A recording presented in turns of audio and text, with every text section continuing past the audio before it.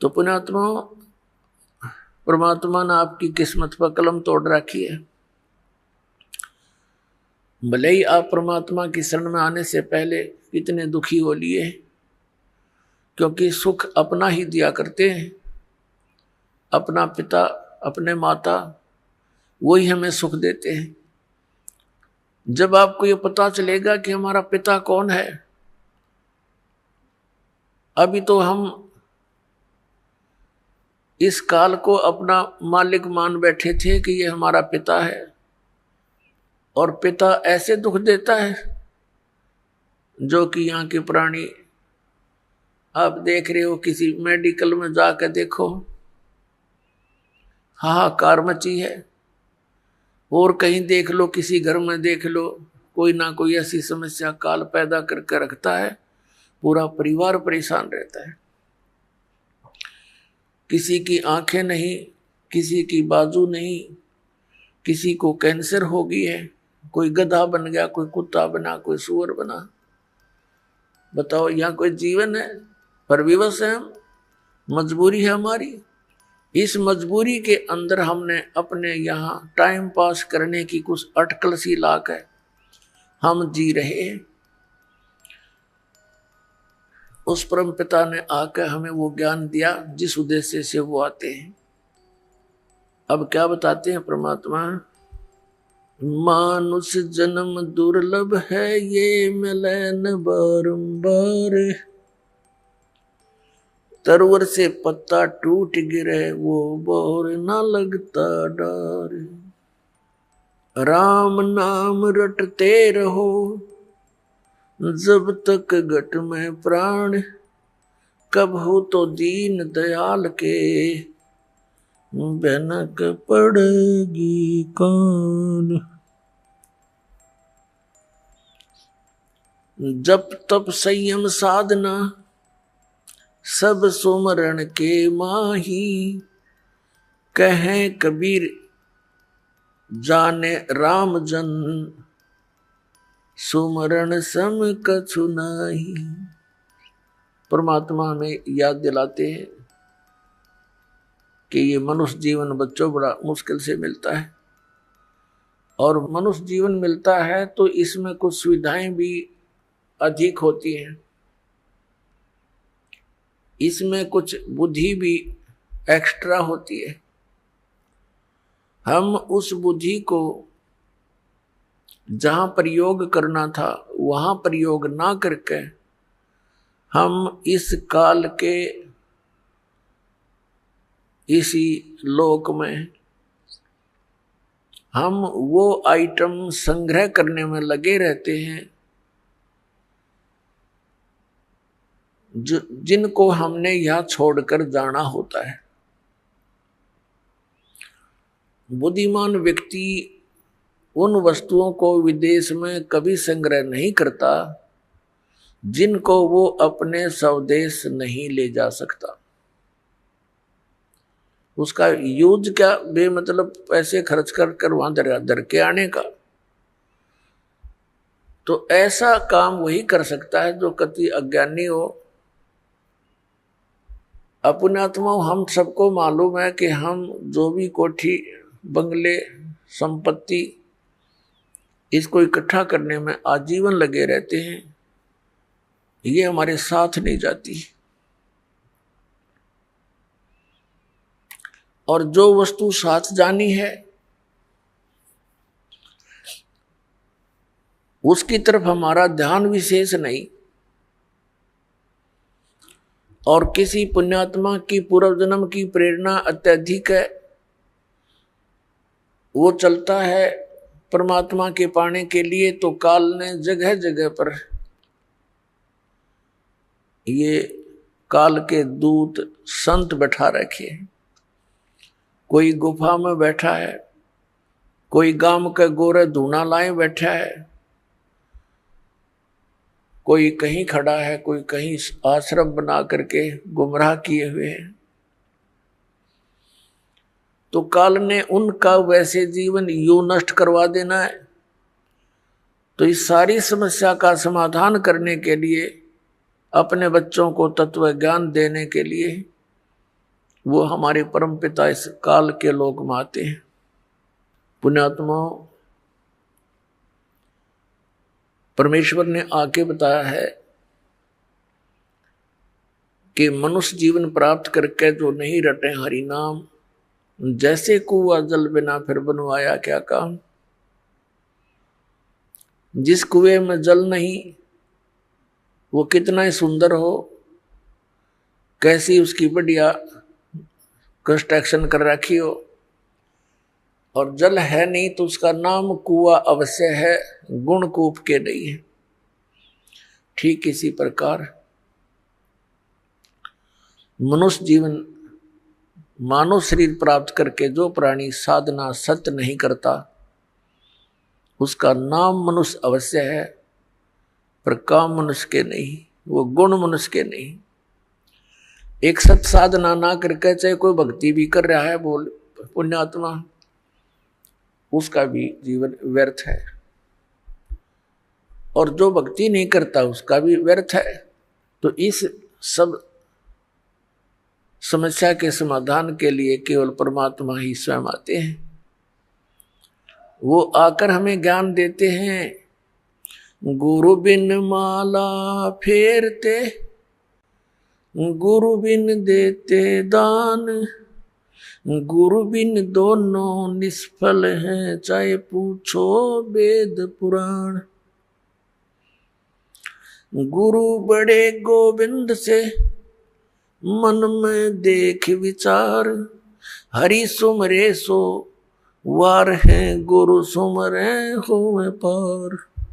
परमेश्वर ने आकर के हमें इस पूरे प्रोसेस से परिचित कराया है कि परमात्मा कैसे मिल सकता है, तुम काल के जाल से कैसे छूट सकते हो।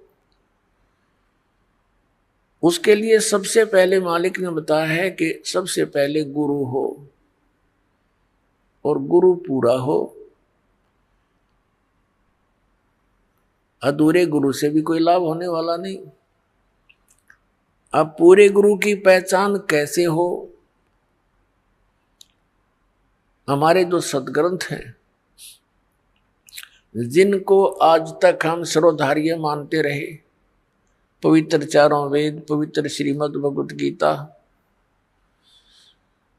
और पवित्र 18 पुराण, ये हमारे हिंदू धर्म के सदग्रंथ माने जाते हैं। वैसे तो ये सदग्रंथ, ये शास्त्र किसी धर्म विशेष के नहीं है, ये तो मानव मात्र के लिए एक संदेश है भगवान का।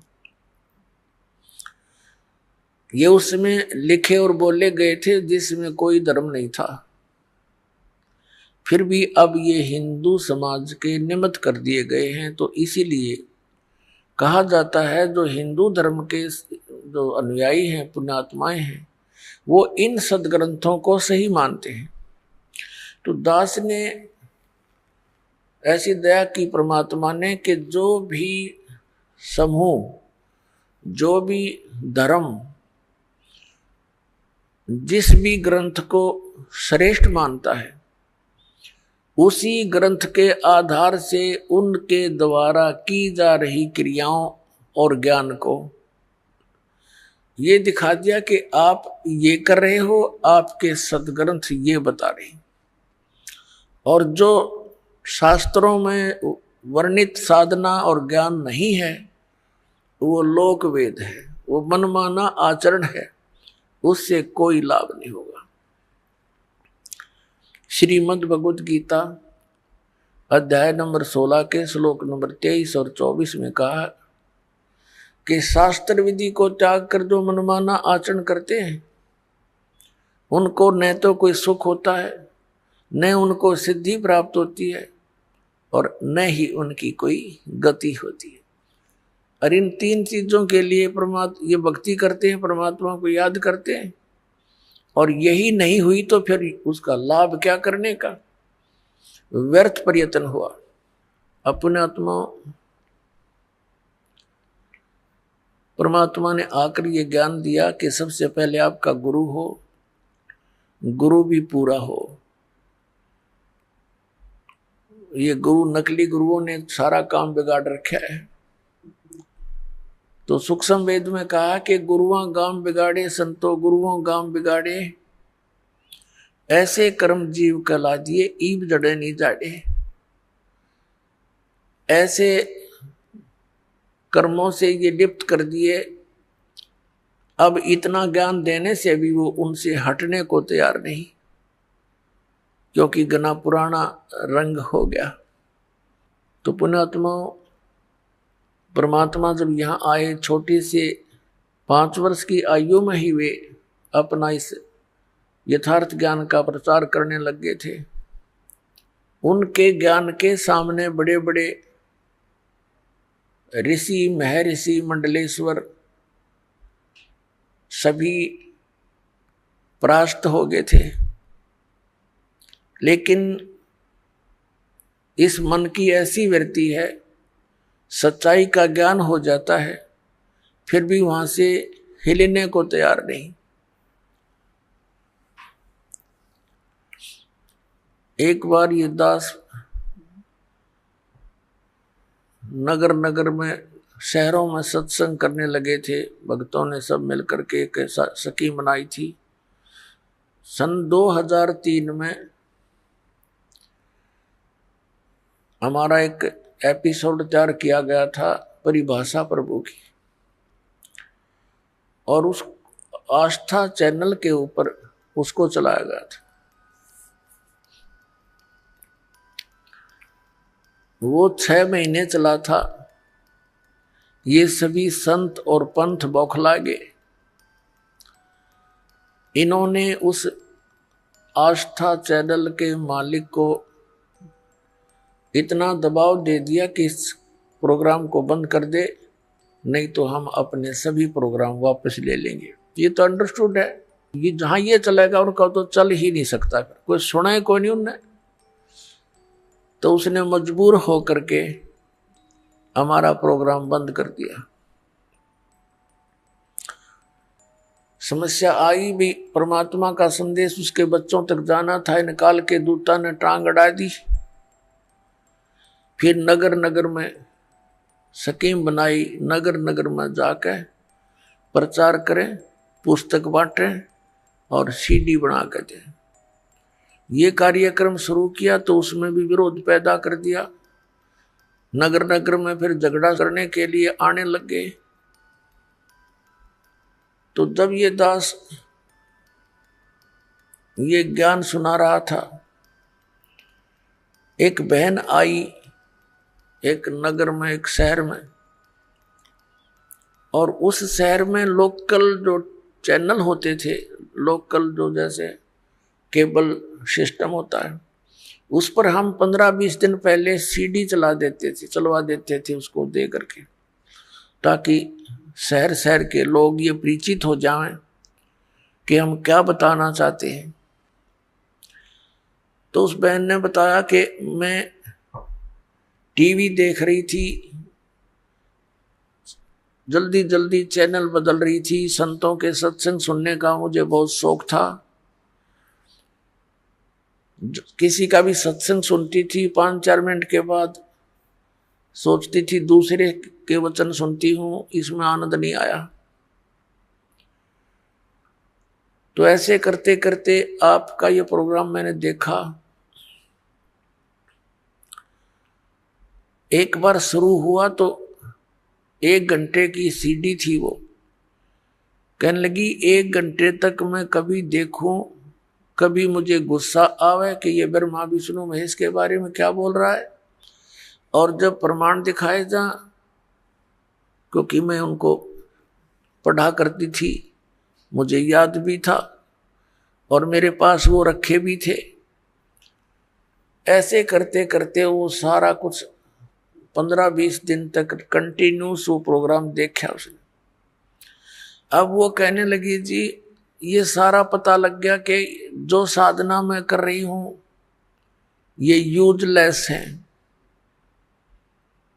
लेकिन इन भगवानों में इतनी आस्था होगी, अब भी इनको त्यागने को दिल नहीं करता।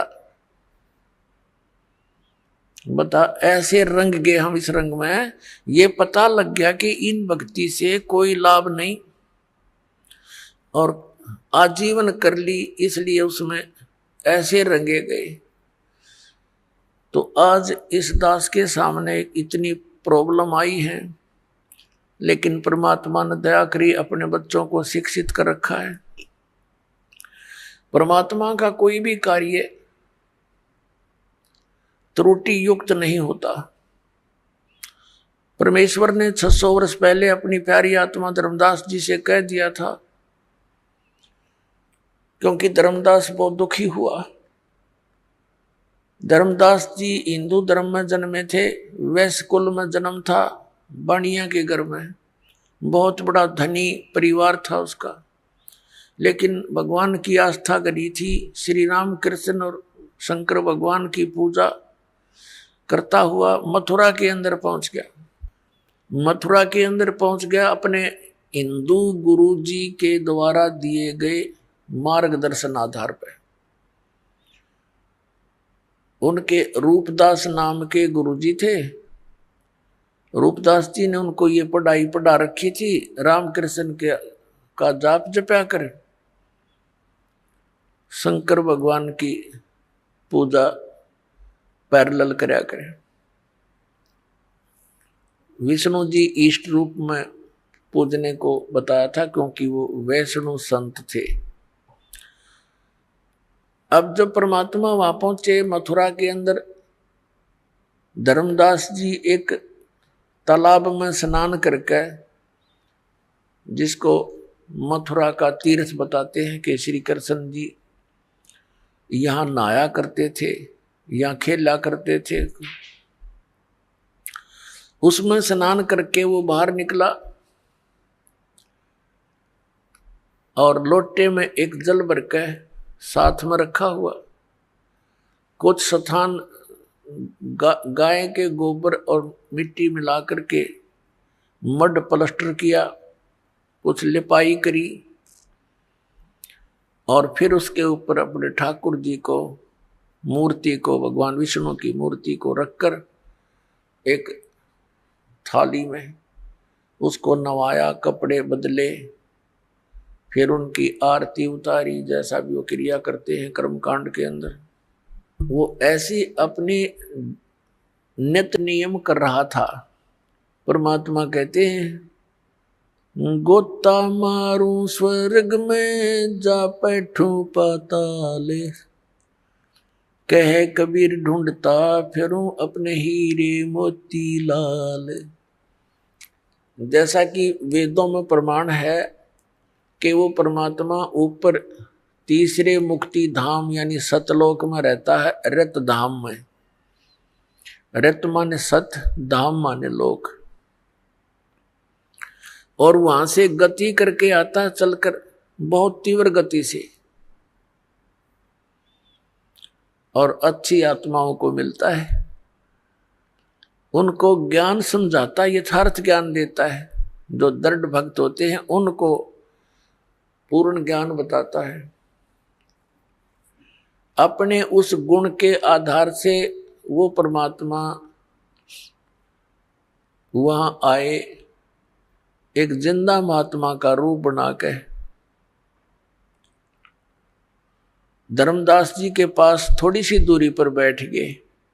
जिंदा महात्मा मुसलमानों के अंदर होते हैं, उनकी वेशभूषा जो जिंदा वाली होती है, अधिकतर वो जिंदा महात्मा मुसलमानों में होते हैं। लेकिन जनसाधारण उनको साधु संत एक जैसे ही मानता है, कोई अंतर नहीं होते हैं।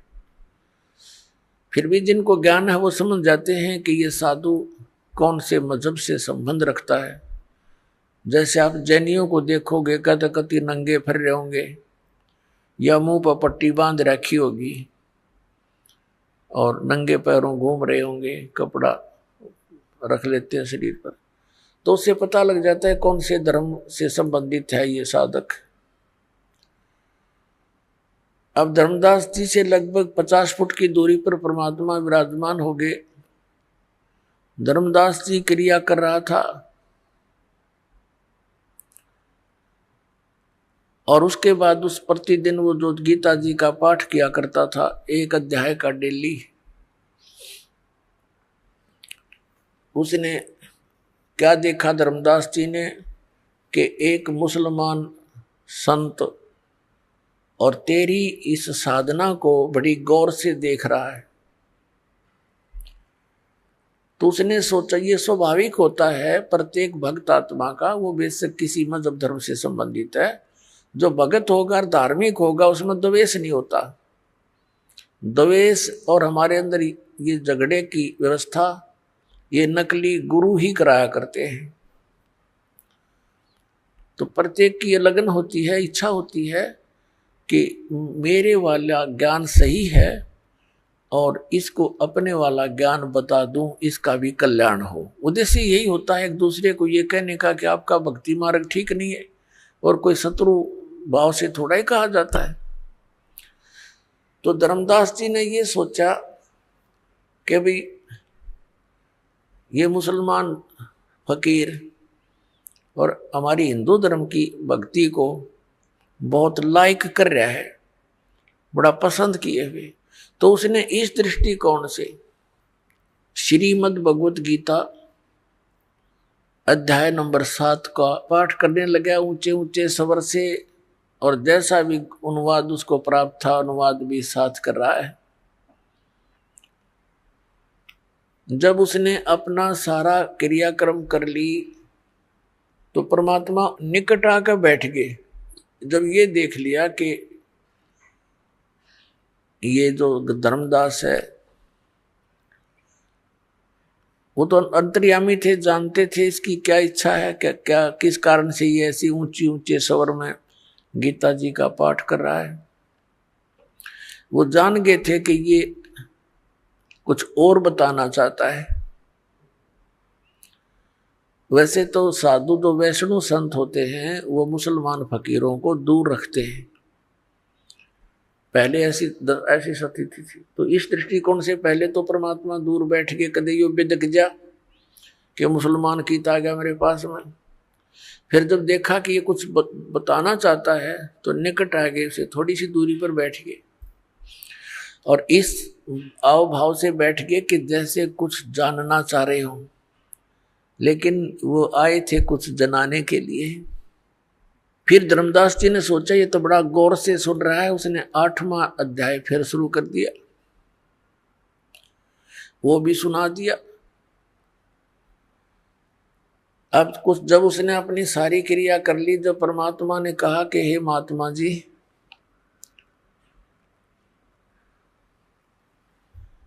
अपने आत्माओं आप जरा सा विचार करियो, इस परमात्मा हमारे अपने पिता की तरफ देखो ध्यान से, वो हमारे लिए कितना भटक रहा है। परमात्मा कहते हैं कबीर जी, मैं रोवत हूं सृष्टि को और सृष्टि रोवे मोहे, और कह कबीर हमारे वियोग को ये समझ ना सकता कोई। मैं तो इन बच्चों को रो रहा हूं कि तुम गलत स्थान पर फंसे हो, यहाँ तुम्हारा कुछ भी नहीं है, तुम्हें मूर्ख बना रखा है ये बेटा या बेटी या कार या कोठी, आजीवन इसमें लगे रहते हो और 1 मिनट में मृत्यु कर देता है, फिर गधा बनाकर छोड़ देता है। वह कोठी रो बेटी रो कार तुम्हारी कैसे होगी। इतना ही काम करो जितना टाइम पास करने के लिए, और तुम क्या कर रहे हो, साधना गलत करा रहा तुम्हारे से, फिर पशु पक्षी बनाता है। और हम काल ने ऐसे मिसगाइड कर दिए, हमारे तक पहुंचना भी परमात्मा को कठिन हो रहा है। वैसे भगवान के लिए कठिन शब्द प्रयोग करना शोभा दास को नहीं दे रहा, फिर भी देख रहा हूं कि उस मालिक ने कितना संघर्ष करके हमारे तक वो पहुंचे हैं। अपने ही बच्चे को अपने बारे में बताने के लिए उस धर्मदास जी को तो कहते हैं महात्मा जी, और आप बनते हैं जिज्ञासु दास और कहते हैं हे वैष्णव महात्मा, आपका ज्ञान मुझे बहुत अच्छा लगा, आपने तो कमाल कर दिया, ऐसी वाणी बोली है मेरी आत्मा को खींच लिया। हे महात्मा जी कुछ ऐसी विधि और बताओ जिससे मेरा कल्याण हो। अब धर्मदास जी बड़े प्रसन्न हुए कि जैसा मैंने सोचा था वैसा ही पाया कि ये जिज्ञासु और मुसलमान महात्मा होकर के और हमारी हिंदू धर्म की क्रिया को, साधना को, भक्ति को इसने पसंद किया। तो धर्मदास जी फिर बताने लगे कि सबसे पहले गुरु बनाना चाहिए। और तो परमात्मा बोले भी ठीक है, मैं आपको गुरु बना लेता हूं, मुझे दीक्षा दे दो और ज्ञान बता दो। धर्मदास जी कहने लगे ऐसा नहीं, मैं आपको शिष्य नहीं बना सकता, क्योंकि शिष्य बनाना घोर पाप अपने सिर पे रखना होता है उस व्यक्ति का। हमारे गुरुजी हैं, वो ही नाम देते हैं और आपको मैं अपने गुरुजी से दीक्षा दिला दूंगा। परमात्मा ने कहा मुझे कल्याण चाहिए और किसी से दीक्षा दिला दो, लेकिन उससे पहले मैं कुछ अपनी शंकाओं का समाधान चाहूंगा। जब मेरी शंकाओं का समाधान हो जाएगा तो मैं आपके साथ आपके गुरुजी के पास चलकर और दीक्षित हो जाऊंगा। तो धर्मदास जी ने कहा कि बोलो क्या शंका है, कि पहले तो आप अपनी पूरी क्रिया बताइए, कौन कौन सी क्रियाएं मुझे करनी पड़ेंगी। अब धर्मदास जी बुद्धिमान थे और परमात्मा के ज्ञान से बहुत कुछ परिचित भी थे, नियमों से परिचित थे, ज्ञान से तो नहीं परिचित थे। तो उसने कहा देखो मैं आपको क्रिया बता नहीं सकता, मैं बताता हूं कि मैं कौन कौन सी क्रियाएं करता हूं। एकादशी का व्रत रखते हैं हम, और राम कृष्ण और सीताराम, राधे श्याम, शंकर भगवान, ये हम गुरुजी ने हमें नाम दे रखा है, वो जाप करते हैं। और तीर्थों का भ्रमण करते हैं, तीर्थ स्नान करते हैं और हम व्रत रखते हैं। तो ऐसी क्रिया करने से हम स्वर्ग में चले जाएंगे, हमारे गुरुजी ने ऐसा बता रखे। तब परमात्मा ने कहा कि आपके इष्ट देव कौन हैं? कि विष्णु भगवान, श्री विष्णु भगवान नारायण। और श्रीमद् भगवत गीता का ज्ञान किसने बोला, जैसा कि आप पढ़ रहे थे? धर्मदास जी ने कहा कि श्री कृष्ण जी ने बोला, जो विष्णु अर्थात भगवान नारायण के अवतार हैं और यही सर्वशक्तिमान हैं, अखिल ब्रह्मांड के स्वामी हैं, नायक हैं, यही परम ब्रह्म है।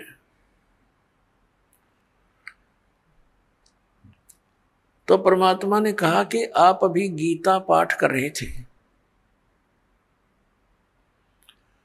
गीता के अंदर मैंने और भी कई संतों से सुना है, 18वें अध्याय के 62वें श्लोक में गीता ज्ञानदाता स्वयं कह रहा है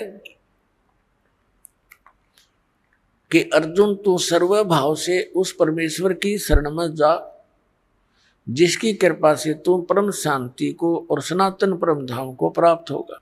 तो वो परमात्मा तो गीता ज्ञानदाता से अन्य हुआ धर्मदास जी। अब धर्मदास जी को जैसा भी पाठ पढ़ा रखा था इन नकली गुरुओं, धर्म गुरुओं ने, तो वो कहता नहीं जी कृष्ण जी अपने बारे में कह रहे हैं, अपने बारे में कह रहे हैं। परमेश्वर ने कहा कि श्री कृष्ण जी विष्णु अवतार हैं। कहा बिल्कुल वही विष्णु जी ही श्री कृष्ण रूप में देवकी जी के गर्भ से जन्मे थे। ठीक। और गीता जी का ज्ञान श्री कृष्ण ने दिया। कहा जी।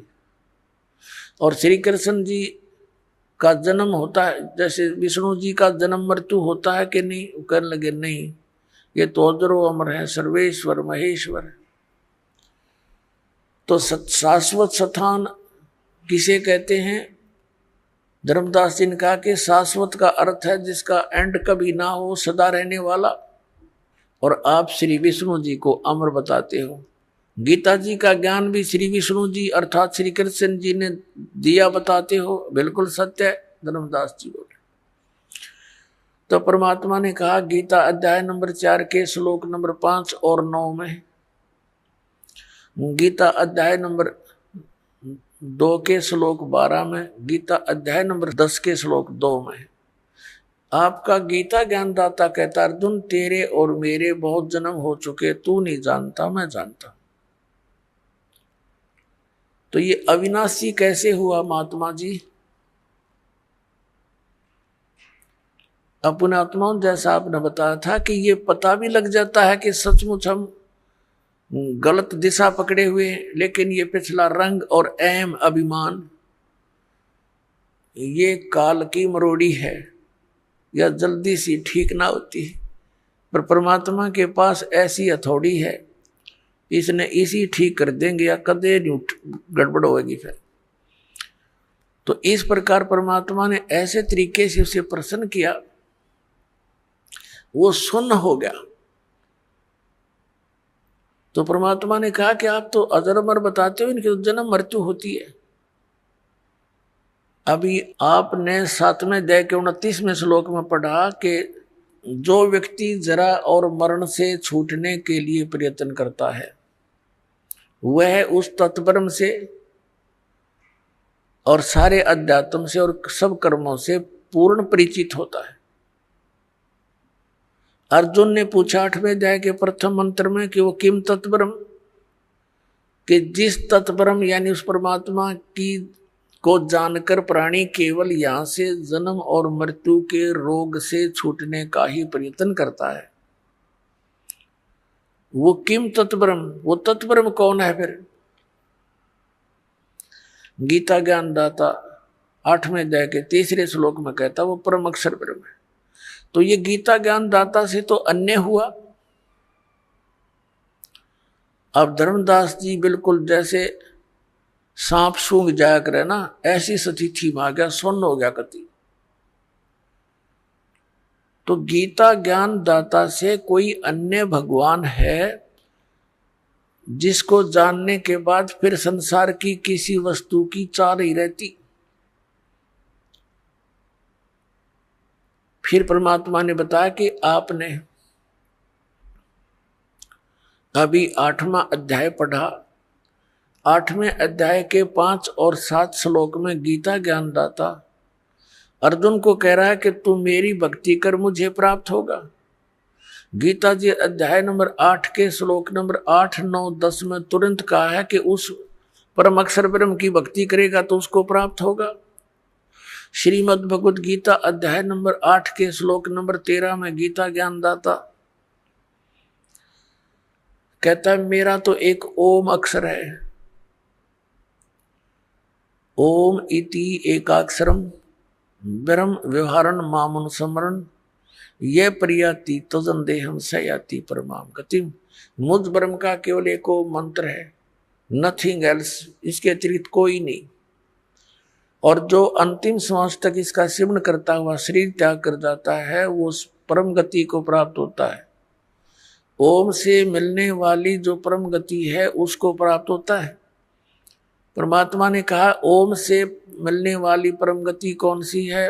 ब्रह्मलोक। गीता अध्याय नंबर 8 के श्लोक नंबर 16 में कहा कि ब्रह्मलोक पर्यंत भी ये सभी पुनरावृत्ति के अंदर हैं, वहां गए हुए प्राणी भी जन्म मृत्यु आते हैं।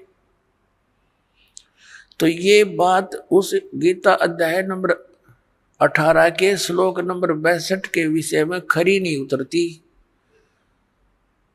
कि आप कह रहे हो गीता ज्ञानदाता श्री कृष्ण, लेकिन श्री कृष्ण नहीं है ये। श्री कृष्ण जी के अंदर वो काल बोल रहा है, फिर भी वो बुद्धि आपकी वहां नहीं जा सकती। इसलिए ये मानकर चलो कि आप श्री कृष्ण बोल रहे हैं। तो वो स्थिति कैसे प्राप्त हो सकती है? इस तुम्हारे मंत्र ओम से। ओम से तो ब्रह्मलोक प्राप्त होता है, ब्रह्मलोक में गए हुए प्राणी फिर वापस आते हैं। तो श्रीमद् भगवद गीता अध्याय नंबर 18 के श्लोक नंबर 62 में कहे हुए उस वचन के विपरीत बात होगी। अर्थात आपका भगवान वो गति नहीं करा सकता, वो शाश्वत स्थान प्राप्त नहीं करा सकता शाश्वत माने जैसे गीता जी अध्याय नंबर 15 के श्लोक नंबर 1 से 4 में चौथे में स्पष्ट किया है कि तत्वदर्शी संत से तत्व ज्ञान प्राप्ति के उपरांत परमेश्वर के उस परम पद की खोज करनी चाहिए जहां जाने के बाद साधक कभी लौटकर संसार में नहीं आते, और जिस परमेश्वर ने सब ब्रह्मांडों की रचना की है केवल उसी की भक्ति करो, गीता ज्ञानदाता कह रहा है। और आपके भगवान का ओम नाम के जाप से ब्रह्मलोक प्राप्ति, ब्रह्मलोक में गए हुए प्राणी फिर पुनर्वर्ती में आते हैं, जन्म मृत्यु होता है। 8वें अध्याय के 8, 9, 10 में गीता ज्ञानदाता कहता है उस परम अक्षर ब्रह्म की शरण में जा, उसकी भक्ति करेगा तो उसको प्राप्त होगा। और उस परमात्मा परम अक्षर ब्रह्म के मंत्र का गीता अध्याय नंबर 17 के श्लोक नंबर 23 में कहा कि ओम तत्सदिति निर्देश ब्रह्मण त्रिविद समर्थ, उस सच्चिदानंद घन ब्रह्म का यानी परम अक्षर ब्रह्म के मंत्र को पाने का ओम तत्सत इस 3 मंत्र की मजदूरी है। अपने आत्माओं, ये जो नाम आपको दिए गए हैं, जैसे इस काल के दूतों से विशेषकर राधा स्वामी पंथ, जय गुरुदेव पंथ, धन धन सतगुरु सच्चा सौदा पंथ, सिरसा वाले, इन्होंने क्या ज्ञान दे रखा कि हमने केवल परमात्मा, हमने सतपुरुष की भक्ति करनी है। और ये 5 नाम ये काल के जाप कर रहे थे, ओंकार, निरंकार, ज्योति निरंजन और सोहम और सतनाम। अब जब तक ये सोहम नाम अधिकारी से नहीं मिलेगा तो ये उल्टा रिएक्शन करता है, ये काम करेगा ही नहीं बिल्कुल। और बाकी ये सारे सतनाम कोई जाप नहीं होता, सतनाम सच्चे नाम की तरफ संकेत है जो 2 अक्षर का है। अपनात्मा, ये विशेषकर धन धन सतगुरु सच्चा सौदा सिरसा वालों ने इस बात के डर से कि आम व्यक्ति ये कहने लगा कि नाम तो ये तुम जाप कर रहे हो ज्योति निरंजन काल के, सतलोक कैसे जाएंगे, तो उन्होंने नाम बदल दिए। घर की बहिर काका लखनिया नाम बदल लिए और अकाल मूर्त शब्द स्वरूपी राम सतपुरुष कर गया। अब ये कहीं प्रमाण है इन मंत्रों का किसी महापुरुष ने जाप किया और वो पार हुए हो? फिर ये क्या एक अज्ञान थ्योरी बनाते हैं कि संत कोई भी नाम दे दे उसी से पार हो जाएगा, घर का राज बना रखा है। अरे आम का पौधा बोना है, आम का बीज गुठली लेनी पड़ेगी, वो ही बोनी पड़ेगी। अगर बबूल के बीज बो करके ये मानने कि हम कोई बीज बोलो आम ही का पौधा बन जाएगा, तो इतनी भूल है हमारे इस अध्यात्म मार्ग की। अब ये दास जहां पर आपको लाना चाहता था कि जैसे गीता अध्याय नंबर 17 के श्लोक नंबर 23 में कहा है ओम तत्सत इति निर्देश है ब्रह्मणे, ब्रह्मणे माने सच्चिदानंद घन ब्रह्म यानी परम अक्षर ब्रह्म। उस परम अक्षर ब्रह्म की प्राप्ति के 3 मंत्र के सिमरण का जाप है, और इसके सिमरण की विधि भी त्रिविध है, 3 प्रकार, 3 विधि 3 प्रकार की है। जिनको तीनों मंत्र प्राप्त हैं उन पुण्यात्माओं को ज्ञान है कि ये तीनों मंत्रों की न्यारी न्यारी भक्ति विधि है। जैसे आपको प्रथम मंत्र दिया जाता है उसमें 7 मंत्र हैं, उस 7 मंत्रों में से फर्स्ट एंड लास्ट ये तो परमात्मा का है, परम अक्षर ब्रह्म का, और बीच में जो मंत्र हैं वो आपको इन जो यहाँ के मुखिया हैं, प्रधान हैं, इन प्रधानों के 5 प्रधानों के हैं। गुरु ग्रंथ साहिब में भी ये 5 प्रधानों की जानकारी है कि ये 5 प्रधान हैं, इनके 5 शब्द हैं, मंत्र हैं, लेकिन वो गुप्त रखे हुए हैं। तो ये मंत्र दिए जाते हैं, ये इनकी पूजा नहीं है। पूजा तो हमने उस परमात्मा की करनी है जो हमें सर्व सुख देगा, जा जाने के बाद फिर कभी संसार में नहीं आएंगे। हमने वो स्थान प्राप्त करना है, वो मालिक प्राप्त करना है। जैसे कल भी उदाहरण दिया था, जैसे हैंड पंप लगाने का उद्देश्य क्या है? हमारा इष्ट है जल। जल प्राप्त करने के लिए हमने हैंड पंप लगाना पड़ेगा। हैंड पंप हमारा पूज्य नहीं है, वो हमारा इष्ट नहीं है। हमारा जो लक्ष्य है वो जल प्राप्त करना है, वो हमारा इष्ट है। तो उसके लिए जो भी हमने यंत्र यूज करने हैं, प्रयोग करने हैं,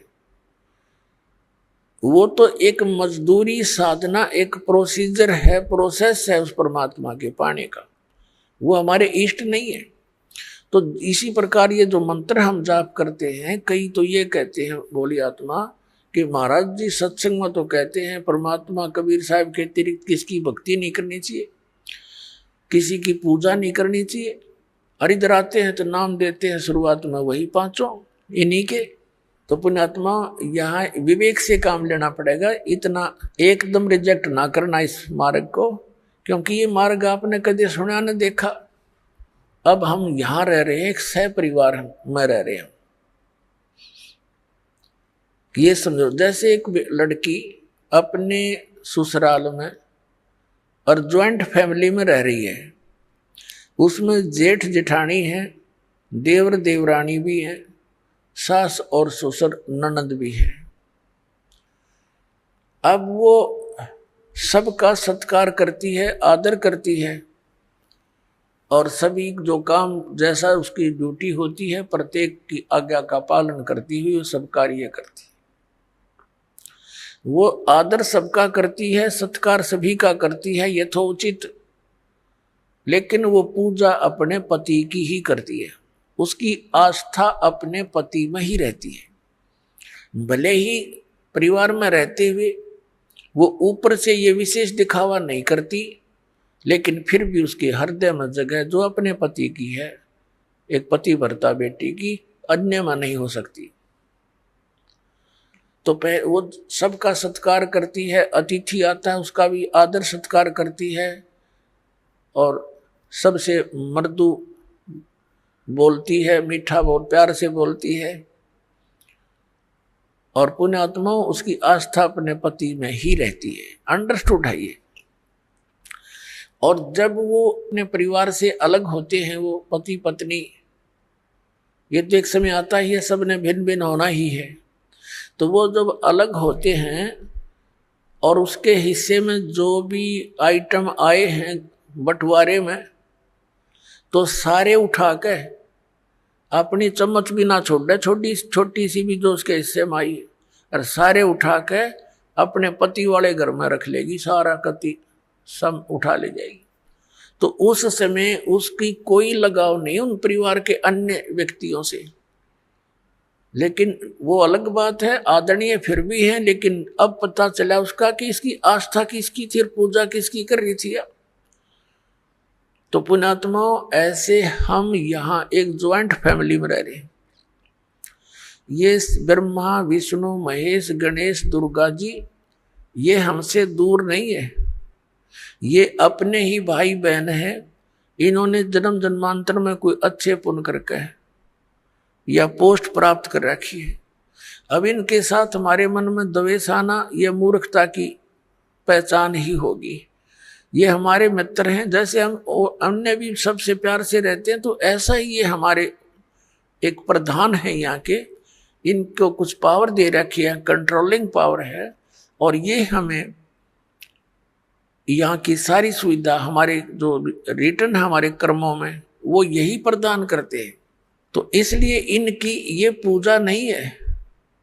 ये ज्वाइंट फैमिली में हम अपनी मजदूरी कर रहे हैं, और जब हम यहाँ से चलेंगे तो हमने इन सभी भगवानों से नो ड्यू सर्टिफिकेट लेना पड़ेगा, इन सब साहबों से।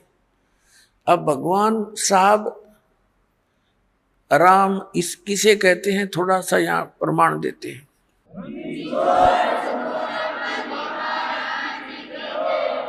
जैसे एक तहसीलदार है, उसको भी साहब कहते हैं, और एसडीएम को भी साहब कहते हैं, और डीसी को भी साहब बोलते हैं, कमिश्नर भी साहब कहलाता है, मंत्री जी को भी साहब कहते हैं, मुख्यमंत्री जी को भी साहब कहते हैं, और प्रधानमंत्री जी को भी साहब कहते हैं, राष्ट्रपति जी को भी साहब कहते हैं। ये सभी साहब से ही जाने जाते हैं। लेकिन इन साहबों की शक्ति में दिन और रात का अंतर होता है। रियल में साहब कौन है? हमारे देश का राष्ट्रपति, वो वास्तव में वो साहब है, यानी सबका मालिक है। तो ऐसे ही ये अन्य जितने भी पद पोस्ट हैं, श्री गणेश जी का, श्री विष्णु जी का, श्री ब्रह्मा जी, श्री शिव जी, दुर्गा जी का, श्री दुर्गा जी देवी का, और ब्रह्म का, ये भी भगवान साहब कहलाते हैं। पर इनकी इस प्रकार इसकी तुलना कर लेना कि ये कितने साहब हैं। श्री ब्रह्मा जी रजोगुण विभाग के मंत्री एक ब्रह्मांड में, श्री विष्णु जी सतोगुण विभाग के मंत्री इस एक ब्रह्मांड में, और 3 लोकों पर इनकी ये सत्ता है। ये विभागीय मंत्री है। और तमोगुण विभाग के भगवान शंकर जी। तो ये तो केवल एक ब्रह्मांड में और 3 लोकों पर मालिक है, वो भी एक विभाग के। और इनका पिता जो है वो 21 ब्रह्मांड के अंदर एज ए चीफ मिनिस्टर काम करता है, ये समझ लो। तो ये ब्रह्म जो है ये केवल 21 ब्रह्मांड का साहब है। गीता जी अध्याय नंबर 15 के श्लोक नंबर 16 और 17 में 3 पुरुष हैं। 3 पुरुष माने प्रभु। एक सरपुरुष तो ये ब्रह्म है, ज्योति निरंजन, जिसके 21 ब्रह्मांड है। और अक्षर पुरुष है जिसके 7 शंख ब्रह्मांड है, जिसको परब्रह्म भी कहते हैं। संतों की वाणी में पार ब्रह्म है। वो पार ब्रह्म जो है वो इस परब्रह्म से अन्य है। वो पार ब्रह्म अलग है। एक तो परब्रह्म, जैसे ब्रह्म से नेक्स्ट पर दूसरा, और एक पार यानी सबसे ऊपर का। वो गीता जी अध्याय नंबर 15 के श्लोक नंबर 17 में कहा कि उत्तम पुरुष तु अन्य परमात्मा इति उदाहरत है। ये लोक तरम आविश्य विवर्ती अवैश्वर है। गीता जी अध्याय नंबर 8 के श्लोक नंबर 1 के उत्तर में, गीता अध्याय नंबर 8 के श्लोक 3 में उत्तर देते हुए गीता ज्ञानदाता कहता है वो परम अक्षर ब्रह्म है। तो ये जो अक्षर पुरुष है ये तो 7 शंख ब्रह्मांड, नील पद्म शंख ब्रह्मांड का 7 शंख, इतना साफ है। और वो परम अक्षर ब्रह्म उत्तम पुरुषत्व अन्य, ये असंख्य ब्रह्मांड का ओवरऑल कंट्रोलर है, ये सब का मालिक है। वो कबीर देव है, कबीर साहब है, जो काशी में धानक जुलाहा रूप में रहा करते थे। अब हम फिर लौट कर आते हैं उसी प्रश्न पे। अब धर्मदास जी को परमात्मा ये ज्ञान दे रहे हैं कि भी आपकी श्रीमद् भगवद गीता में, गीता अध्याय नंबर 17 के श्लोक नंबर 23 में परम अक्षर ब्रह्म की वो पूजा साधना करने का उसको पाने का ये मंत्र है, नथिंग एल्स। तो श्रीमद् भगवद गीता जी में ना तो हरे राम हरे कृष्ण राधे राधे श्याम मिला दे, ना सीताराम, और ना ही ओम नमः शिवाय, ना ओम भगवते वासुदेव नमः। ये मंत्र लाए कहाँ से आप? ये मंत्र कहाँ से लाए आप? गीता जी अध्याय नंबर 16 के श्लोक नंबर 23 में आपकी गीता जी में लिखा है कि शास्त्र विधि को त्याग कर जो मनमाना आचरण करते हैं, ना उनकी गति होती है, ना उनको सुख होता है, ना कोई सिद्धि प्राप्त होती है। तो यूजलेस, क्या फायदा डले डोने का। अब धर्मदास जी ने सारा कुछ सुन लिया तो परमात्मा बता रहे हैं कि 8वें अध्याय के 8, 9, 10 में गीता ज्ञानदाता कहता है कि उन श्लोकों में कहा कि उस परमात्मा की भक्ति करेगा उसको प्राप्त होगा। उसका मंत्र बता दिया 17वें अध्याय के 23वें श्लोक में कि ये मंत्र है। इसके अतिरिक्त जो भी आप जाप करते हो, इति निर्देश है, फाइनल फैसला आपकी गीता जी में। ओम तत्सत इति निर्देश है। निर्देश है माने डायरेक्शन, बाय ऑर्डर, इसके अतिरिक्त कोई मंत्र नहीं। और तुम कहोगे कि ये पुराणों में लिखा है, फलाना लिखा है, तो पुराण अलग चीज है। पुराण किसी ऋषि और इस ब्रह्मा के सत्र की है, और गीता और वेद जो है ये गॉड गिवन ग्रंथ है, ये परमात्मा का विधान है।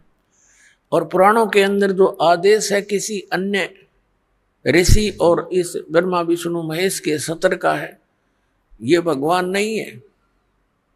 ये विधान नहीं बता सकते, परमात्मा का चेंज नहीं कर सकते। बता सकते हैं अगर वेदों के अनुसार बताते हैं तो कोई दिक्कत नहीं, कोई बताओ, और गीता के अनुसार बताते हैं। जैसे हम वेदों और गीता को छोड़कर पुराणों के आधार से भक्ति करते हैं तो किसी ऋषि के आदेश का पालन कर लिया हमने, और वो आदेश यदि वेद विरुद्ध है तो वो अपराध है।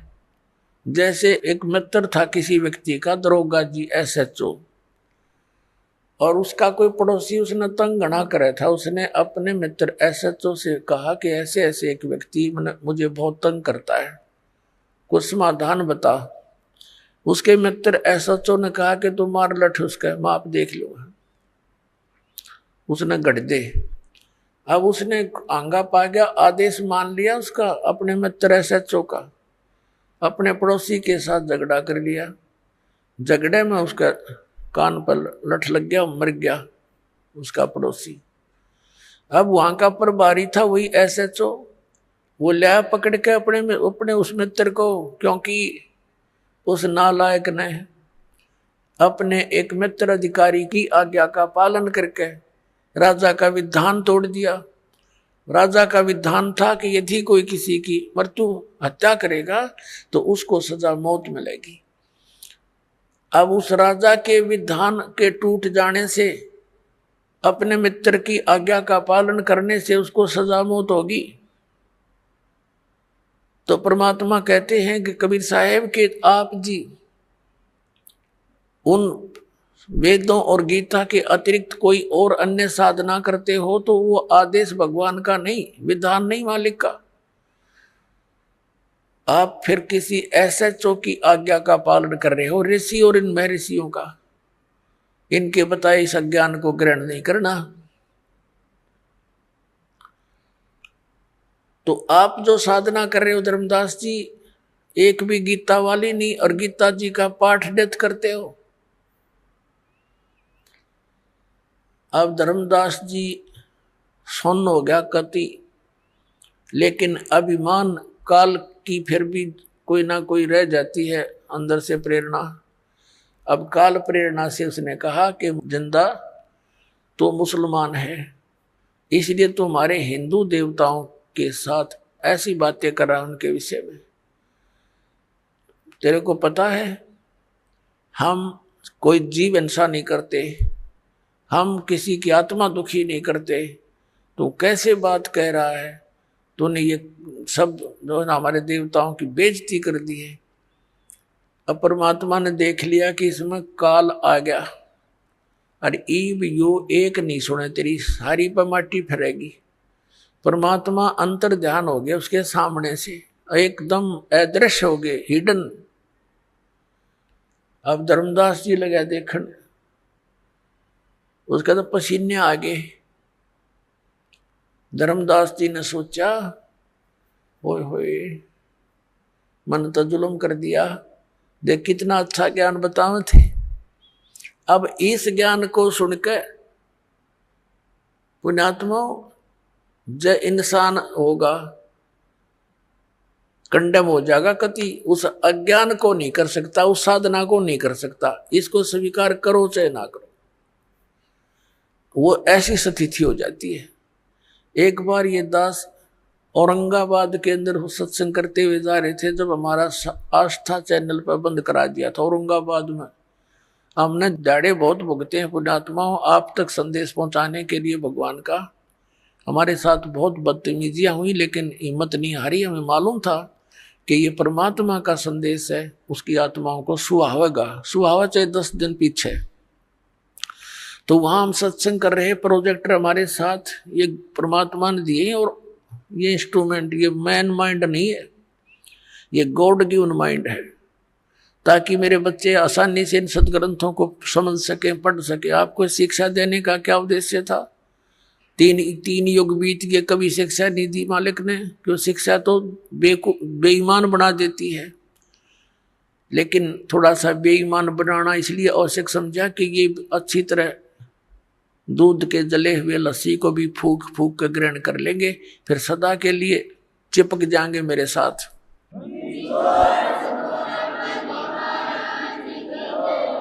हम वहां प्रोजेक्टर पर ये सारा कुछ दिखा रहे थे। अब वो बुद्धिमान लोग निकट सी थोड़े से भगताया करते, संगत 200 से 400 मुश्किल से आराम से न खूब प्रोजेक्टर पर दिखता था। साथ वो घर जाकर मिलाते। 5 दिन का सत्संग था, पहले दिन सुना, नोट कर लिए सारे फटाफट, उन्हें घर जाकर मिलाए, क्योंकि घर घर रखी है सबके गीता और ये पुराण। वो तो ठगे से रह गए। अगले दिन आए, फिर उन्होंने सोचा नाम ले लें। नाम लेने के लिए जब सोचा तो उनको नियम बताए। वो कहने लगे शराब तो हम जरूर निकाल लेंगे, अस्थि तो हम अवश्य उठाएंगे। कोई बात हुई है? ये नियम तो हम नहीं पुगा सकते। भाई नियम नहीं पुगा सकते तो हम मंत्र नहीं दे सकते। तो उन्होंने उपदेश नहीं लिया, लेकिन उन्होंने एक सच कहा कि अब हम कित जोगे नहीं छोड़े। अब वो रामकृष्ण हर की भक्ति कर नहीं सकते, और यह हमने मिली नहीं, हमारे साथ बनेगी क्या? तो उनको समझा गया कि अपन दीक्षा लो और भक्ति करो जो करनी है। फिर न बोले फिर देखेंगे, फिर हम आगे वहां से फिर कद देखेंगे। तो पुण्यात्माओं, इस ज्ञान को सुनकर उन्होंने खुद ये कहा कि अब वो भक्ति तो हम कर नहीं सकते, उस योग्य तरह कोई ना इधर के रहे ना उधर के। उनको सिर्फ काल ने तो ये कई गड्ढे खोज रखे हैं, कोई से मतलब फंसेगा यो। और सारी बात मान ली न, बोले श्राद्ध तो निकालने पड़ेंगे अपने पूर्वजों के। अब इतना समय होता नहीं कि सब टॉपिक पर उसको थोड़ी सी देर में समझा दें, तो उसके लिए सारा ज्ञान, ये अध्यात्म ज्ञान आपने समझना पड़ेगा, रहकर सुनना पड़ेगा, तो फिर आप पर बात सेट हो जाएगी। तो कहने का भाव ये है कि इस ज्ञान को सुनकर जरा सी भी बुद्धि रखता होगा और साधना नहीं कर सकता इस पृथ्वी पर।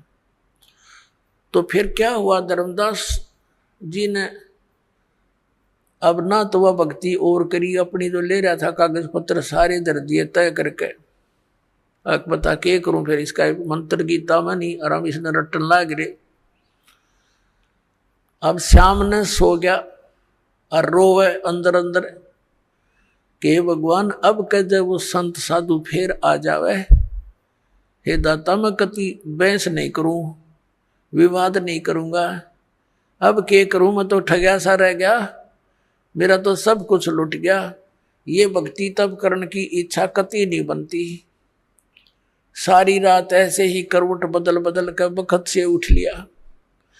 अब उसने सोची खाना बना, उठ के वक्त खाना बना लिया ना, तो वो पहले लिपा पोती कराया करता, पूजा पाजा की सारी सामग्री जुटाया करता, रोटी बनाने लग गया वक्त से उठ के।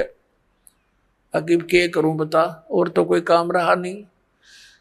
अब खाना बनाने के लिए जंगल से लकड़ी तोड़ कर ला रखी थी शाम को, सुबह वक्त से यानी सूर्य उदय होने से पहले लकड़ जला लिए।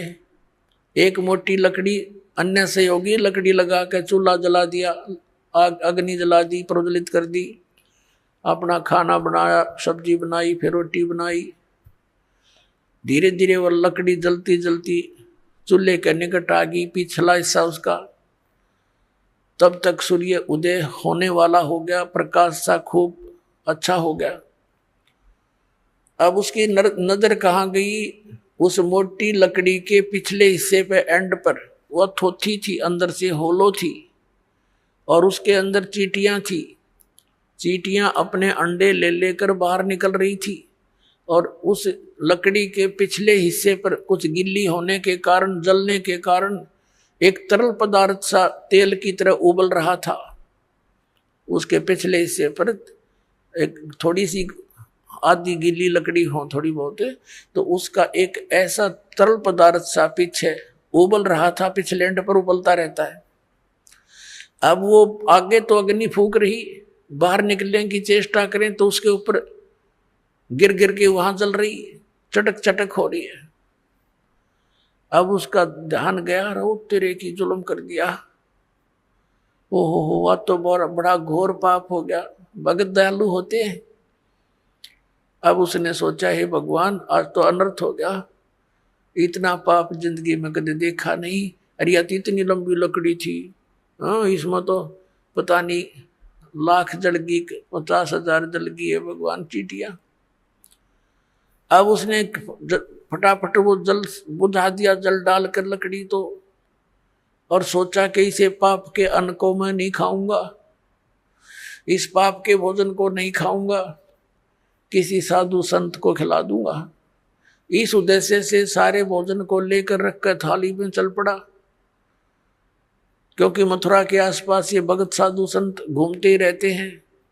उस समय परमात्मा ने हिंदू साधु का रूप बना लिया, लाल से कपड़े अपने ऊपर कर लिए, और हिंदू धर्म के लोग ऐसे ही लोगों को साधु मानते हैं।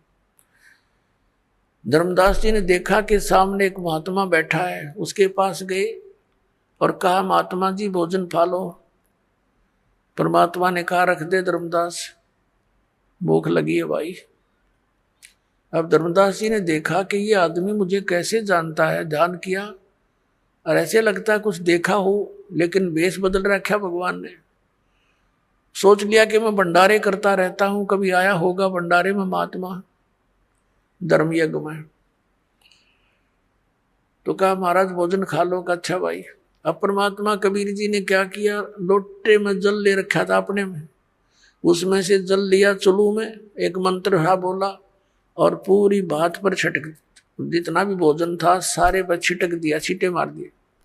उसी समय सारे भोजन की चींटी बन गई और सारी थाली काली होगी, और चींटियां अंडे मुंह में लेकर के बाहर निकलने का प्रयत्न कर रही है, पूरी थाली में घूम रही है, भोजन नहीं रहा।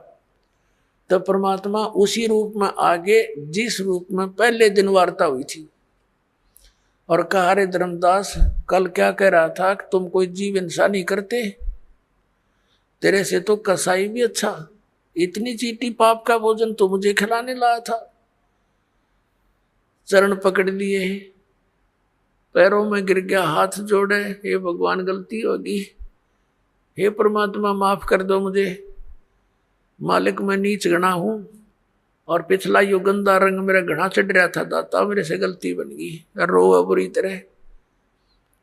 हे भगवान मुझे कुछ और ज्ञान बताओ, आपने तो इधर का छोड़ा ना इधर का, मैं तो सारी रात करवट बदल के काटी दाता। तब परमात्मा ने कहा, अब सुन ले, ज्ञान सुनाऊं कि जो साधना तू कर रहा है बच्चा, ये तेरे को घोर नरक में डालने की है। कहां से चलकर आया है तू? बांधवगढ़ से आया हूं महाराज। बांधवगढ़ मथुरा से कितनी दूर है? कि लगभग 800 किलोमीटर, 700 750 किलोमीटर। किस साधन से आए हो? कि पैदल चल के आया हूं महाराज। तो बच्चा बांधवगढ़ से यहां आने तक आपने कितने जीवों को अपने पैरों के तले मार डाला, कुचल कुचल कर। सूक्ष्म प्राणी जो दिखाई नहीं देते, और कीड़े मकोड़े ये तो गिनती नहीं। पुण्य तेरे को एक नहीं, क्योंकि इस जोड़ में नहाते के फायदा।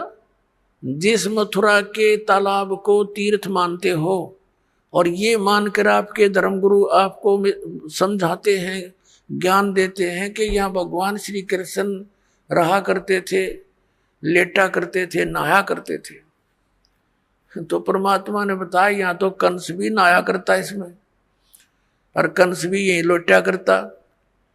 और श्री कृष्ण जी तो इस मथुरा ने छोड़ के द्वारका बनाई थी, समुद्र के बीच में एक टापू सेलेक्ट करके, वहां रहा करते। वहां क्यों नहीं जाते तुम? वो दूर घना पड़ता होगा।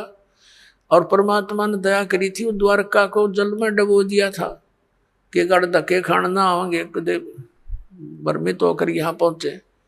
और तुम वही साधना कर रहे हो जो शास्त्र विरुद्ध है। अब धर्मदास जी तीर्थ में नहाने का तो एक भी पुण्य को नहीं। फिर तीर्थ के विषय में बताया कि इसको तीर्थ आपने इसलिए मान लिया कि श्री कृष्ण जी यहाँ नहाया धोया करते, यहाँ रहा करते इस तालाब के आसपास, और अन्य तीर्थ सुन ले और दूसरे धाम कैसे बने हैं, ये मंदिर कैसे बने हैं। जैसे अमरनाथ का मंदिर जहाँ तुम मोक्ष उद्देश्य से जाते हो बोली आत्माओं, वो अमरनाथ कैसे कहलाया कि भगवान शिव जी ने अपनी पत्नी पार्वती को उस स्थान पर मंत्र दिया था जिसको तुम अमर मंत्र बोलते हो, और वो हमारी फर्स्ट एड है, प्राइमरी क्लास की पढ़ाई है। ये प्रथम मंत्र जो आपको दिया जा रहा है, ये मंत्र 5 मंत्र बीच बीच के ये पार्वती को दिए थे। उसका तुमने पता भी कोई ना कौन सा हो, अमर मंत्र अमर मंत्र अमर मंत्र करते फिरते हो। और उस स्थान पर भगवान शिव ने पार्वती को नाम दिया था, जिस कारण से उसने सच्ची लगन करके जाप करके और जितना अमरत्व प्राप्त हुआ वो प्राप्त किया। वो कितना है, जब तक वो शिव जी भगवान की मृत्यु नहीं होगी, पार्वती उसके साथ रहेगी, उससे पहले वो 107 बार जन्म और मर ली थी। अपने आत्माओं वहां अब ना शिव जी कोई मंत्र दे दिया आपने और ना कोई और स्थान व्यवस्था, तो वो नाम अमर मंत्र पूरे गुरुत हैं। आपको जहां मिल जा धर्मदास, अगर आपको वो मंत्र कहीं पर भी मिल जाता तो उस प्राणी के लिए, आपके लिए वो स्थान अमर धाम है, वो अमर लोक अमर है, अमर धाम है वो अमरनाथ का स्थान वो है उसके लिए। जैसे ही बाप जी को यहाँ बरवाला आश्रम में मिलता है मंत्रियों, तो आपके लिए तो ये है तीर्थ, ये बरवाला वाला वो तीर्थ है। लेकिन जैसे क्रोथा आश्रम में जिन्होंने मंत्र लिया था तो उनके लिए वो क्रोथा है, वो अमरधाम। लेकिन उस अमरधाम के चाटे वो तो सरकार ने खोज लिया हमारे पे, ये वहां कोई माथा टेकन जा भोला भगत बता के क्या मिलेगा, दास तो बैठा है यहाँ पर, तो आपको इस दास के पास आना पड़ेगा। और उस क्रोधाश्रम में कख नहीं।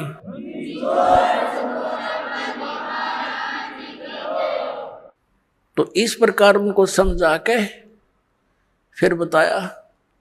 धर्मदास जी कहने लगे, महाराज मेरा कति आत्मा गंदे रंग में रंगी हुई थी अज्ञान से, आपने बड़ी दया कर दी, मेरी आंख खोल दी।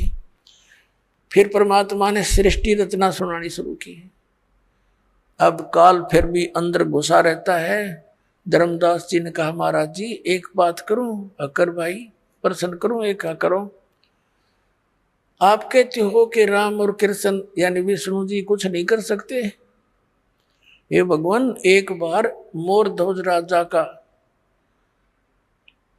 पुत्र ताम्रध्वज आरे से चरवा के श्री कृष्ण जी ने और जीवित कर दिया था भगवान ने। बता हम कैसे माने उनमें शक्ति नहीं है।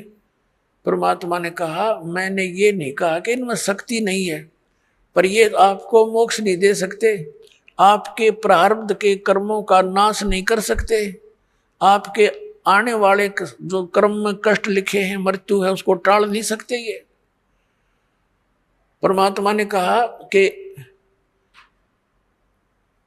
जैसे मोर ध्वज राजा के पुत्र ताम्र ध्वज को तो श्री कृष्ण जी ने आरे से चिरवा के मृत्यु होने के बाद उसको जीवित कर दिया, शरीर भी सेट कर दिया, जोड़ दिया ज्यों का त्यों। इतनी पावर तो है इनमें। लेकिन इनका सगा भांजा अभिमन्यु प्रथम दिन युद्ध में मारा गया था, चक्रव्यूह में। सुभद्रा श्री कृष्ण जी की बहन थी, अर्जुन के ब्याही थी, और प्रथम दिन ही अभिमन्यु मर गया था। श्री कृष्ण रोए, सुभद्रा रोए, 500 पांडव रो, उनका कुल नाश हो रहा था। तब तेरे श्री कृष्ण जी ने जीवित क्यों ना करा वो अभिमन्यु। अब धर्मदास फिर सुन्न हो गया, हे भगवान ये कारण क्या था, हमने तो ये बात कभी ध्यान में ना आई हमारा। तो परमात्मा ने कहा बेटा अभिमन्यु की आयु इतनी ही थी, प्रारब्ध इतना ही था, और उस ताम्रध्वज की आयु शेष थी। वो तो बीच में जाकर वो पंगा लिया था तेरे कृष्ण जी ने, और वो जीवित कर दिया। वो तो जीवित था ही, उसकी तो आयु शेष थी, और इसको जीवित नहीं कर सका क्योंकि उसका आयु शेष नहीं थी। इसलिए ये आपके प्रारब्ध में आपके कर्म के कष्ट को अवॉइड नहीं कर सकते, खत्म नहीं कर सकते। अब कहने का भाव ये है कि परमात्मा ने फिर सृष्टि रचना सुनाई है। धर्मदास जी फिर थोड़ा सा कच्चा बोल गया, कहने लगे महाराज जी जैसे सुदामा जी का थोड़े से चावल खा के और एक महल बना दिया था सुंदर, परमात्मा कहने लगे भाई तेरी बुद्धि तो कति गड्ढे में पड़ी है बेटा। अरे के कला तोड़ दिया, एक महल बना दिया था, एक मंत्री बनवा दिया अपने मित्र का, इतना महल था, यहाँ के मंत्री राजा लोग बना दे, इस तो मोक्ष हो गया उसका सुदामा का। ना मोक्ष श्री कृष्ण का, जन्म मृत्यु कृष्ण की मिटे, श्री कृष्ण की मिटे नहीं, ना सुदामा की उसके पुजारी की। तो पुण्यात्मा धर्मदास जी कुछ कहने लगे महाराज जी आप तो हमारे देवताओं के पीछे पड़ लिए। परमात्मा बोला भाई बाढ़ में जा। मैं उसी टाइम अंतर ध्यान हो गए परमात्मा, और वो लगा रोन बुरी तरह, अरे भगवान गलती होगी, हमारे साथ ऐसी बनी हुई है, काल ने इतने रंग दिए, हम कति खराब कर दिए अंदर से। अब रो रहा है, देख रहा है ऊपर और नीचे, ये भगवान कहाँ गए। अब उसके बाद बरसाने में जाते हैं, ये मथुरा से फिर बरसाने में जाते हैं। बरसाने में ना जानते नहीं का मथुरा गया हुआ यात्रा पूरी नहीं। बरसाने में किस लिए जाते हैं कि राधा बरसाने की लड़की थी और श्री कृष्ण से मिलने आया करती थी। तो उस समय के लोग तो उसको गुंडी बुंडी कहा करते कि एक गैर पुरुष से मिलने जाती है, या पूरा गांव विरोध करा करता, लेकिन वो नहीं मानी फिर भी। तो अब उस वहां जाके क्या कहते हैं, राधे राधे श्याम मिला दे, राधे राधे श्याम मिला दे। देख किसे डले डुआ रखे, वहां ना राधे और ना श्याम, उड़ा टेलीफोन मिलाओ जाके। अब ये अकल मार रखी हमारी। अपने आत्मा धर्मदास जी वापस चल पड़ा अपने घर को कि ईब तो वो महाराज जी कति नहीं मिल रहे, बिल्कुल नहीं मिले। मैंने तो नालायक आदमी हो, देख कैसे गलती कर दी और दूसरी बार कर दी। घर की तरफ चल पड़ा रोता हुआ। अब परमात्मा गरीबदास साहिब जी ने अपनी वाणी में कहा है, तावा रोवत धर्मनि नागर, कहाँ गए मेरे सुख के सागर। कल्प करे और मन में रोवे, दसों दिशा को वो मग जो है।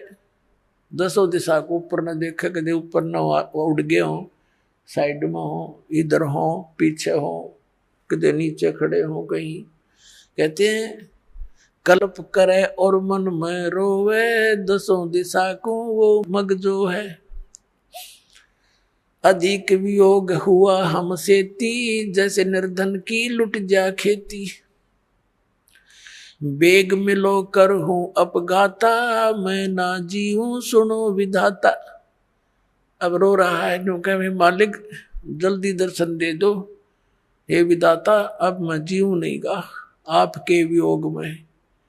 ऐसा ज्ञान अचंभ सुनाया, ओए होए, ऐसा अचंभित करने वाला ज्ञान आपने मुझे सुनाया।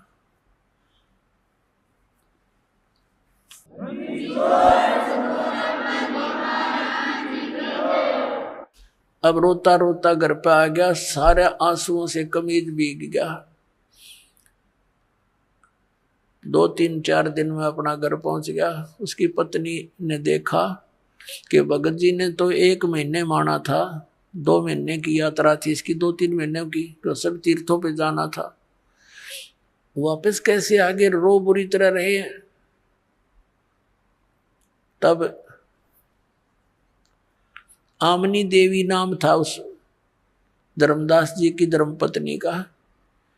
उसने कहा कि क्या हो गया भगत जी, कैसे वापस आ गए। वो सुन नहीं रहा था, वो उसकी बात का उत्तर नहीं दे पा रहा था, वो रोई सी बुरी तरह रहा था। उस इतना अंदर से कलेजा भर भर के आ रहा था, उसका बोल नहीं निकल रहा था। और अपने घर के बीच में जाकर कमरे में और जमीन पर गिर के बहुत बुरी तरह रो रहा था, जैसे किसी का कोई स्वजन मर जाता है। अब आमनी भी रोने लगी बैठ के, क्या घटना घटेगी भगत के साथ। तो उसने सोचा अपनी सोच से, क्योंकि धर्मदास जी था खुले हाथ का, आमनी देवी थी थोड़ी सी कंजूस टाइप की। ये धर्म बहुत करा करता, भंडारे साधु संतों को बुलाता, साधु उनको कंबल कुंबल साथ में देता, तो यह टोक टाक दिया करती जी, दान हिसाब का होया करे, इतना मत खर्च करो, बालक भी पालने हैं। तो इसने नो सोचा आमनी देवी ने कि मैं भगत जी को टोक टाक दिया करती, और इसका लगता है किसी ने रास्ते का जो पैसा था लेके गया था, यो धन यात्रा खर्च, वो निकाल लिया। अरे इसका काम अधूरा रह गया धर्म का, और ये इसलिए रो रहा है कि अब ये नो सोच रहा होगा कि मैं पैसे मांगूंगा और या फिर ना नुकर करेगी, और ऐसा किया हुआ धर्म फिर व्यर्थ होता है। तो उसने इस विचार से कहा कि हे भगत जी, कोई बात ना, किसी ने आपका यात्रा खर्च निकाल भी लिया होगा, आप और ले जाओ, कि आपके धन की कमी है, आपको भगवान ने कितना दे रखा। उसको एक सांत्वना दिलाने के लिए वो इस प्रकार की उसकी सैंपति सी कराने लगी।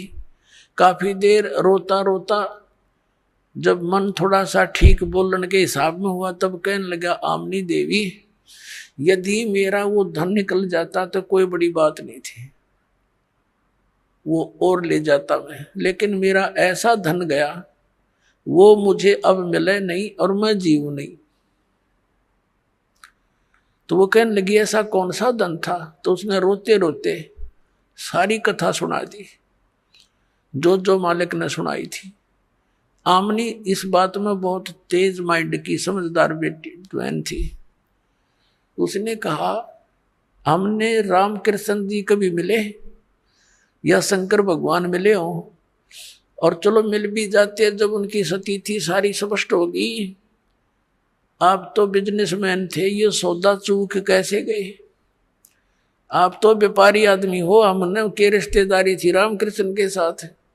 जब हमने सही मार्ग मिल गया तो हमने ये आपने ग्रहण क्यों ना किया, या गलती कैसे खाई। तो वो कहता है कि जीवन में पहली बार हानि का सौदा हुआ मेरे से, आज तक हानि नहीं हुई थी, और ऐसी हानि होगी आमनी, अब यह पूर्ति नहीं हो सकती। मैं घना नीच हूं, दूसरी बार मैंने ऐसी गलती कर दी, एक बार की तो चल जाती।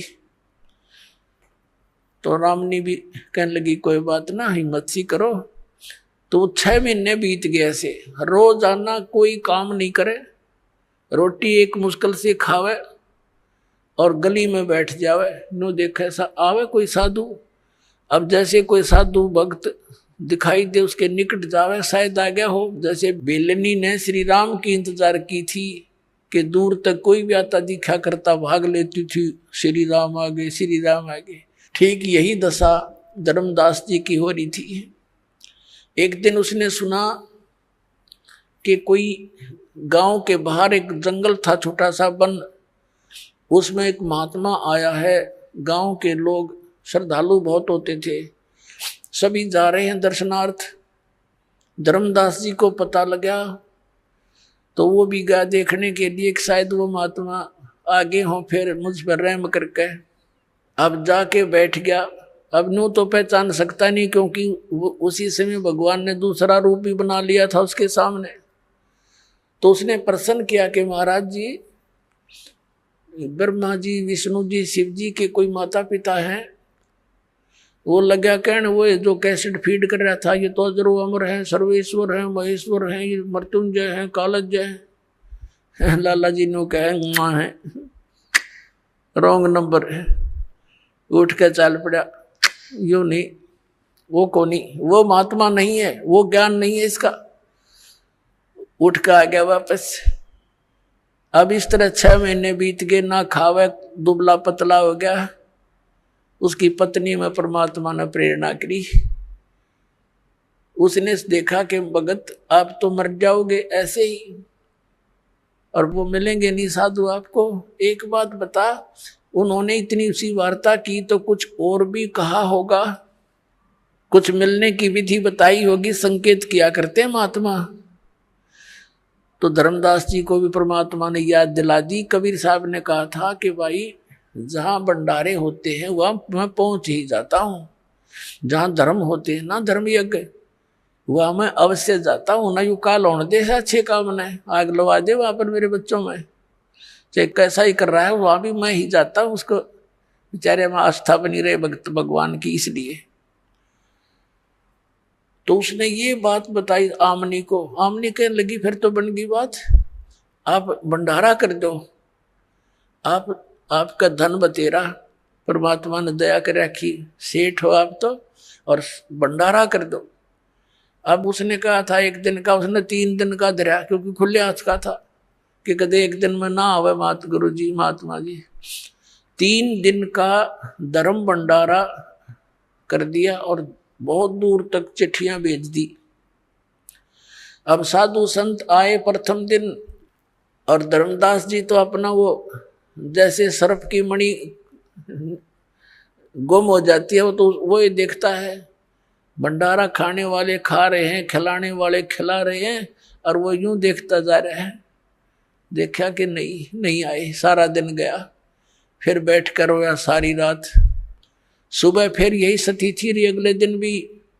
तीसरा दिन बाद दोपहर हो गया, और अंदर से जो वास्तविक पुकार, हृदय की पुकार उसने की कि हे परमात्मा, या तो आज दर्शन दे दियो अपने दास ने, नहीं सुबह आपका दास जीवित नहीं रहेगा, आत्मघात करूंगा, आत्महत्या करके मरूंगा, मेरे पर जिया नहीं जा सकता, वो भक्ति में कर नहीं सकता, और आगे की कोई रास्ता मिला नहीं।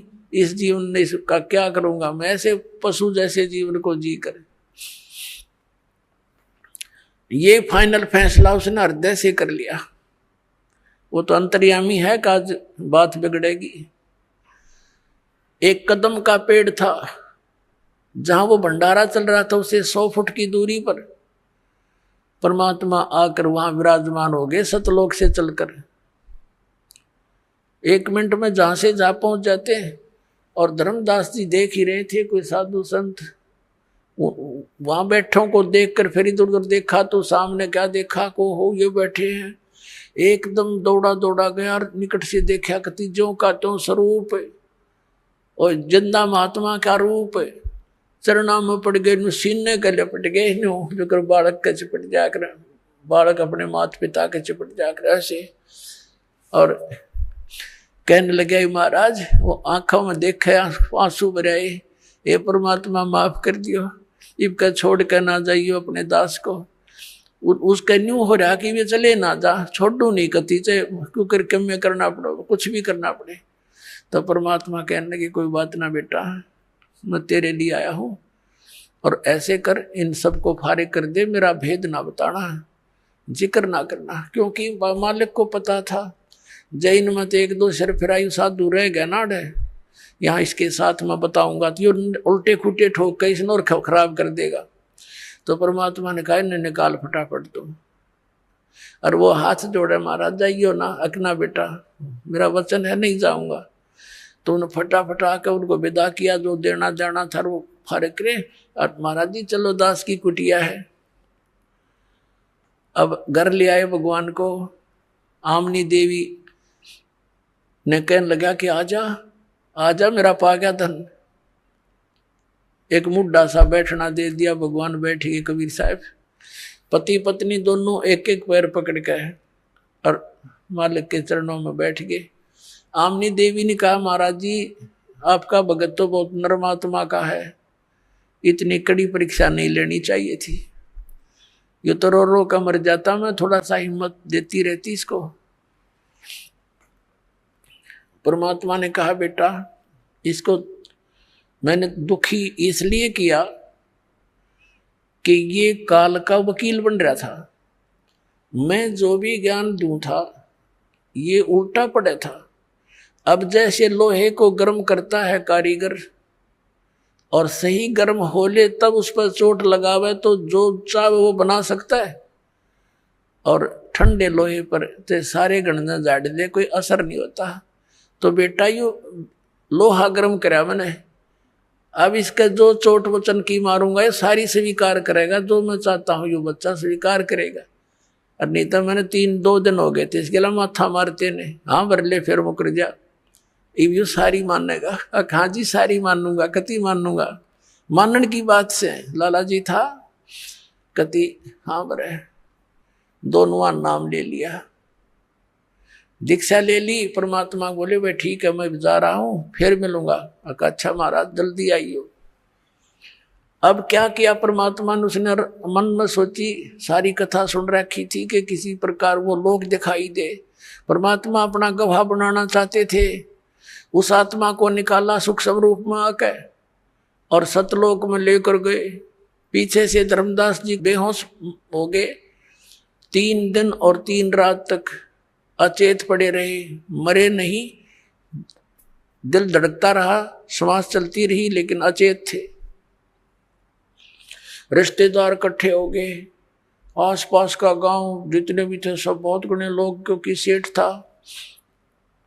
जंतर मंत्र झाड़े, सब दवाई जड़ी बूटी कर ली, कोई आराम नहीं हुआ। और परमात्मा निकाल कर ले गए सतलोक में। सारी सती थी दिखाई, जैसे परमात्मा ने अन्य आत्माओं को दिखाया था। आदरणीय अमलुकदास साहिब जी को, आदरणीय नानक साहिब जी को, आदरणीय दादू साहिब जी को, आदरणीय गरीबदास साहिब गांव छुड़ानी जिला जदर वाले को, आदरणीय घीसा दास साहिब जी गांव खेखड़ा जिला मेरठ उत्तर प्रदेश वाले को। ये तो दास के नोटिस में है, बाकी और तो बहुत गणे पुण्यात्माओं को साथ ले गए होंगे। तो ऐसे धर्मदास जी को भी सब दिखा दिखू कर वापस छोड़ा 3रे दिन। और धर्मदास जी जब उठे सचेत हुए, महाराज जी कहाँ हैं, महाराज जी कहाँ गए, कहाँ गए, अरे कहाँ गए। अब घरवाले ने सोचे चलो ये भगवान जीत गया, यूं जीवित तो हो गया। और परमात्मा ने कहा था मैं काशी के अंदर भाई जुलाहे का काम करूं और सतनाम दूंगा, वहां आ जाइए। अब फिर वो कहाँ रुका था, सीधा पहुंचा वहां पर काशी में। वहां देखा भगवान के चरणों में गिर गए और फिर सारी वार्ता हुई। अब पुण्यात्माओं दास ने क्या बताना चाहा था शुरुआत में कि आप जी जो है कितने पुण्यकर्मी प्राणी हो। परमात्मा ने उस समय कहा था, धर्मदास ने जब देख लिया आंखों सारा और कहा भगवान आपको देख लिया, सारी स्थिति का पता लग गया, ब्रह्मा विष्णु महेश से मेरी वार्ता आपने करवा दी। ये अपने आप के हमारा नाश जन्म मृत्यु होता है। तो इसका मतलब मालिक ये वेद और जितनी भी कुरान पुराण सारी झूठी है। तब परमात्मा ने कहा बेटा ये वेद और किताब झूठे नहीं भाई, झूठे हैं ये समझे ना, इनमें सारा कुछ लिखा मेरे बारे में और सच्चाई जो है इसमें सारा कुछ है। ब्रह्मा विष्णु महेश की जन्म मृत्यु होती है, इनके माता पिता हैं, इन पुराणों में सारा लिखा है। लेकिन बेटा अभी इसको डिस्क्लोज ना करना। और फिर जब कलयुग 5500 वर्ष बीत जाएगा तब मैं इस अपने बच्चों को अपनी महिमा से परिचित कराऊंगा। तो धर्मदास ने कहा है भगवान अभी तो कलयुग का अच्छा सा समय है और पिछली पीढ़ी आवेगी उस समय तो कलयुग में और घने लोग बिगड़ जाएंगे। परमात्मा आज आपकी बात को कोई मानने को तैयार नहीं, उस समय कौन स्वीकार करेगा? तो परमात्मा ने कहा उस समय मैं सबको शिक्षित करूंगा, और बेटा उस समय मैं स्वयं आऊंगा और इन सब को यथार्थ ज्ञान से परिचित कराऊंगा। तो पुण्यात्माओं, धर्मदास जी को समझाया कि धर्मदास मेरी लाख दुआई, ये सार नाम की दबार ना जाई। और सार नाम बार जो पढ़ी बिचली पीढ़ी हंसनी तेरही। फिर दोबारा कहा कि धर्मदास मेरी लाख दुआई, ये मूल ज्ञान की दबार ना जाई। ये जो ज्ञान मैंने तुझे बताया अभी, ये डिस्क्लोज ना करना यो, नहीं तो ये बिचली पीढ़ी हंसनी तेरही। मूल ज्ञान तू तब तक छुपाई जब तक ये 12 पंथ मिट जाए। ये 12 काल के जो पंथ चले हैं, ये अपना कह सुन देंगे सारी कुछ, ये सारे चल लेंगे जब तक इनका एंड हो लेगा जो कुछ ये कहना चाहते हैं उसका। और फिर मैं स्वयं जाऊंगा या अपना अंश भेजूंगा। मालिक ने कहा है कि जो गरीबदास जी का 12वां पंथ होगा, ये 12 पंथों में से अंतिम पंथ, तो उसी में आगे चलकर मैं आऊंगा। तो परमात्मा नहीं आए तो दास भेज दिया।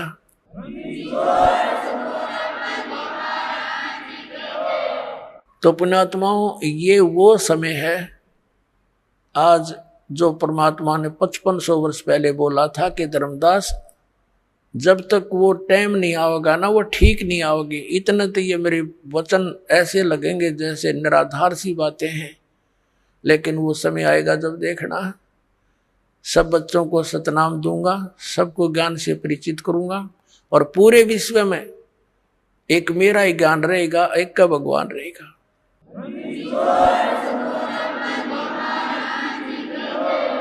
और सबको सतनाम दे करके पार करूंगा, मेरा वायदा है। तो पुण्यात्माओं, आज आपका जन्म इस समय में है। आप कितने पुण्यकर्मी प्राणी हैं, कोई लेखनी नहीं, दास के पास कोई शब्द नहीं जो आपकी किस्मत को बता सको। धन है आपके माता पिता जिनसे जन्म हुआ। बोलो सतगुरुदेव।